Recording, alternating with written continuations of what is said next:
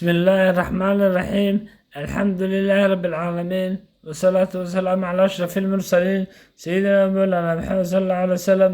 السلام عليكم ورحمة الله وبركاته. waxaan halkan ka salaamayaa dhammaan Soomaali Maxamed meel walba joogaan. Waxa kale nooga sii socon doona insha Allah gabayadii diiniga ahaa ee taxanaha. Waxa gabayga maanta la yiraahdo wuxuuna ka hadlayaa inaad riyadaada ka rumayso. wuxuu ku bilaabmay insha Allah sidan: riyada qalbigaaga ka ruqi wayda, niyaduna soo rogaal celiso, waa rune ka midho dhali.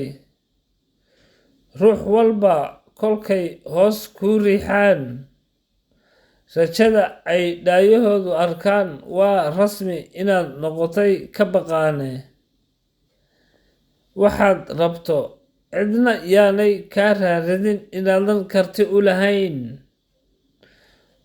kolkaad ku rajo weyn tahay xaqiiqda, rafaad waxaad u soo martay, rag buu alle kaa dhigay inaad raacdo qalbigaaga.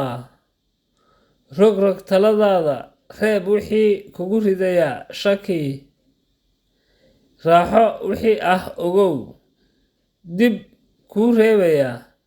aduu marna ha raafin doonistaada, weligaa ha isdhiibin, hana joojin inaad u roorto waxay naftaadu u ruclaynayso. rafiiq ka dhigo intaad isku rug tihiine, isla radcadaysa riyadooda.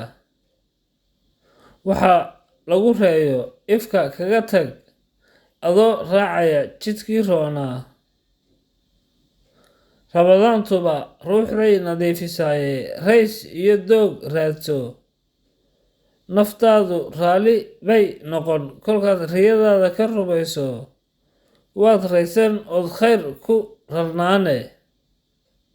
rabbi tala saalo, rasee awooddaada raasamaal.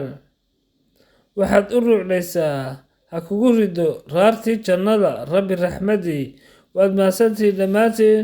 waxaan leeyahay aan ka midho dhalino riyadeena oo yaynaan abidkeen isdhiibin insha Allah walaalayaal. wassalaamu calaykum waraxmatullaahi wabarakaatu.